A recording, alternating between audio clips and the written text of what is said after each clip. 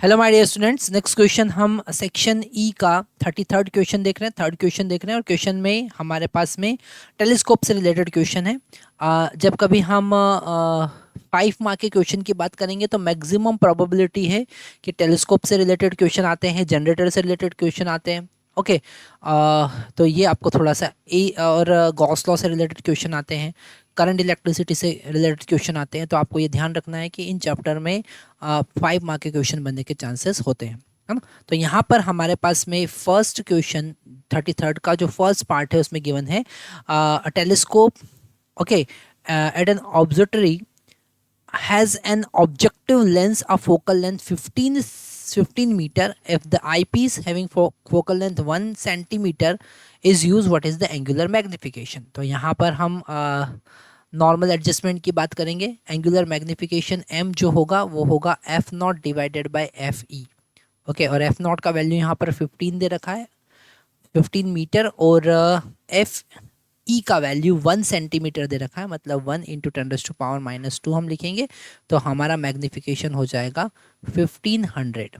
Okay, magnification होगा 1500, इसका कोई यूनिट नहीं होगा, डायरेक्ट आपको 1500 लिखना है एज इट इज़। हम अगर इसका बी पार्ट देखें, ओके, तो बी पार्ट में गिवन है if a telescope is use to view the moon, okay, what is the diameter of image, diameter of image of moon formed by the objective eyepiece, the objective lens. The diameter of moon is this and the radius of lunar orbit is also given. तो अगर हमारे पास में हम moon को देख रहे हैं, जैसे ये मून है, ओके, और हम ऑब्जेक्टिव की हेल्प से इस मून को देख रहे हैं, है ना। तो यहाँ पर अगर हम इसका इमेज देखें तो डेफिनेटली इमेज कहाँ पे बनना है, इमेज बनना है फोकस पर। कहाँ पे बनना है, फोकस पर, है ना।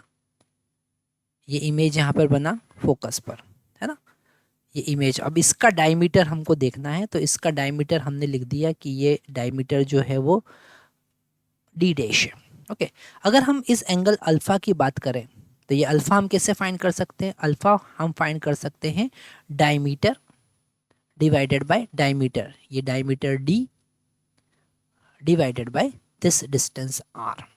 ओके, आर्क, ये आर्क जैसे बिहेव करेगा इस अल्फा के लिए, क्योंकि बहुत ज़्यादा डिस्टेंस पे, तो अल्फा हम फाइंड कर सकते हैं आर्क अपॉन रेडियस। अल्फा का फॉर्मूला हम क्या लगाएंगे, arc upon radius. Okay, parallax method आपने देखी होगी। तो आर्क मतलब यहाँ पर डायमीटर है 3.48 इंटू 10⁻6, और रेडियस यहाँ पर गिवन है लूनर ऑर्बिट की 3.8 इंटू 10⁻8 मीटर। Okay, 8 metre. तो अल्फ़ा हमको यहाँ पता चला, है ना। अल्फ़ा की वैल्यू होगी 3.48 divided by 3.8 into divided by 100।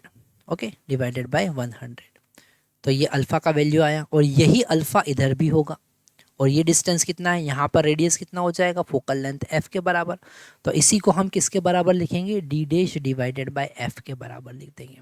Okay, तो डी डैश का वैल्यू जो हमको मिलेगा वो मिलेगा 3.48 divided by 3.8 into 100 into focal length. Focal length यहाँ पर कितना दे रखा है, फोकल लेंथ यहाँ पर हमारे पास में ऑब्जेक्टिव का फोकल लेंथ हम लास्ट क्वेश्चन में देख लेते हैं। ऑब्जेक्ट का फोकल लेंथ हमारे पास 15 मीटर दे रखा था, तो हम इंटू 15 कर देंगे। ओके, और यहाँ पर इसे हम जब कैलकुलेट करेंगे तो हमारे पास में 13.7 सेंटीमीटर आने वाला है। कितना आने वाला है, 13.7 सेंटीमीटर। ये आप कैलकुलेट कर सकते हैं, आंसर यही होगा। तो यहाँ पर हमने 33rd क्वेश्चन के दोनों पार्ट देखे, अब इसका और वाला पार्ट हम सॉल्व कर दें।